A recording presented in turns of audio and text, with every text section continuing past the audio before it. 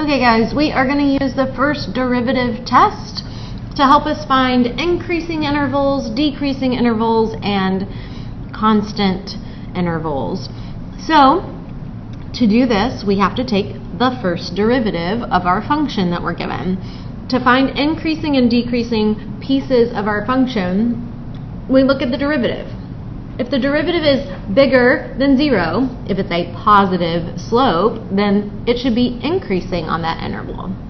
If the derivative is less than 0, if the derivative is negative, then it is decreasing on that interval because it has a negative slope.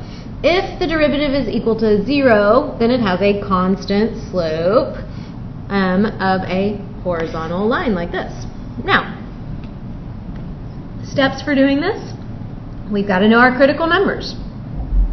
Then we write the intervals that those critical numbers are between, and then we are going to substitute a value to see how this function is behaving at that derivative, and then we are going to say, is it increasing, decreasing, or constant? So, on the first one, I've given you the graph, and we can clearly see where this is increasing and decreasing. From 1 all the way to here at 0, that's an increasing. It was going up.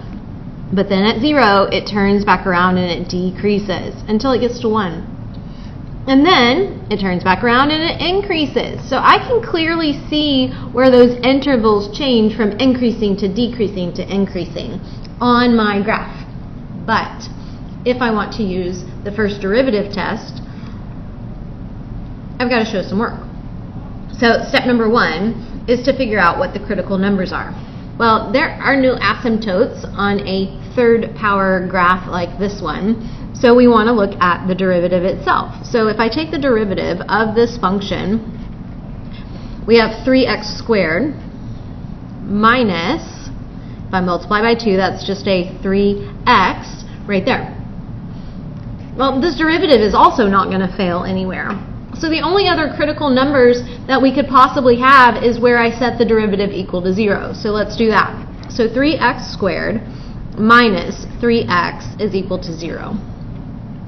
I'm going to factor out the 3x, and I've got 3x times x minus 1. So there are two possible critical numbers that I have going on. 3x is equal to 0, and x minus 1 is equal to 0. So a critical number at 0 or positive 1. These are my critical values. Now what this does is it breaks my interval of all real numbers, because this is going to go forever this way and forever this way. It breaks this interval into chunks. So negative infinity until I get to 0, that's a first critical number. Then it picks back up at 0 and it goes to the next critical number of 1. And then it picks back up at 1 and it goes to infinity. This is a polynomial. There is no break in its domain. But what we've done is we've chunked this into 3 pieces. And notice we have 3. This is an increasing. This is a decreasing. This is an increasing. We already identified that just by looking at the graph. Well, to show that with the first derivative test, we're going to take these intervals that I just showed you right here, and we're going to test some values. And my recommendation is to test values in your derivative that are simple to use. So an easy number on this interval, I would say, would be -1. So my test value is going to be at x equals -1. So I'm going to take the derivative at -1 and I'm just going to evaluate. So 3 times -1 squared minus 3 times -1. Well, when I simplify that, I ended up with 6. We'll do something with this in just a second. So an easy number here, I'm going to say maybe half. So I'm going to do x equals half, and I'm going to do the same thing. The derivative at that place. So I have 3 times half squared minus 3 times half. Well, a half squared is a fourth, times 3, well, that's 3/4. And then negative 3 times half, well, that's negative 3 halves.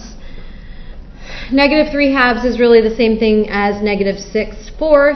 So I end up with a negative 3/4.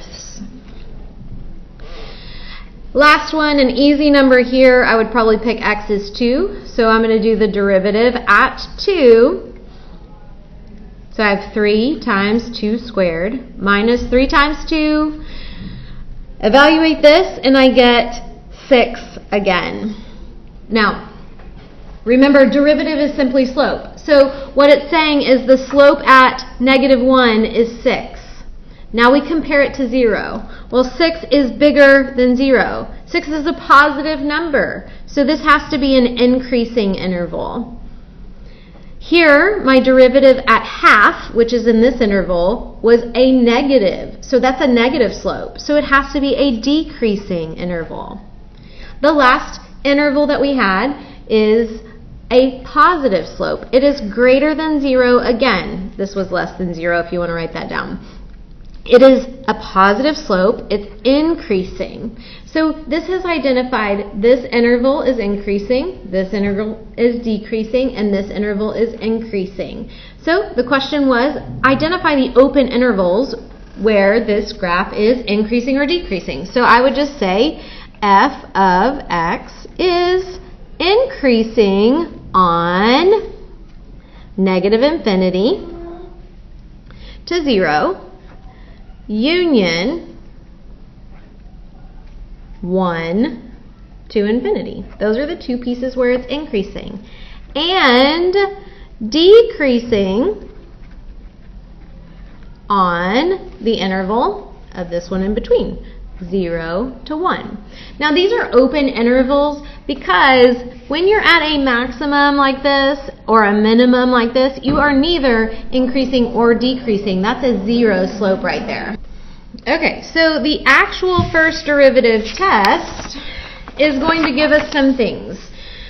So the first derivative test says, let C be a critical number of the function f that is continuous on the open interval. If f is differentiable on the interval, except possibly at that c value, then f of c can be classified as the following. If the derivative changes from negative to positive, you have a relative minimum. If the derivative changes from positive to negative, you have a maximum. If the derivative is positive on both sides of c or negative on both sides, there's neither a max or a min. So let's see, what does that mean in real terms? Well, if the derivative goes from negative to positive, like this, negative to positive, decreasing to increasing, that tells you that you have to have a relative minimum. If I flip back to that picture that we had here, it's exactly the same thing right here. This decreasing interval, this increasing, that had to be a relative minimum right there. It went from decreasing to increasing. And a lot of times you'll see me draw decreasing, increasing, so I can see, oh, that's actually a minimum right there. And then the opposite is true. If it goes from positive to negative, like this one, a positive slope to a negative slope, then that has to be a relative max. If there is no change in slope, which is what this means, positive, positive, or negative, negative, there's not a max or a min there. And what that looks like are these here. This point right here is going to be a critical value. You've got your horizontal tangent, but it's a positive slope, positive slope. So that's not really a max or a min, but it is something else that we'll talk about later, but it's a critical value for sure. Same thing here, we've got a critical value right here. It's a concavity change, which we'll talk more about later, but it's a negative and a negative. It's still going down, down. That's a critical value, but it's not a max or a min.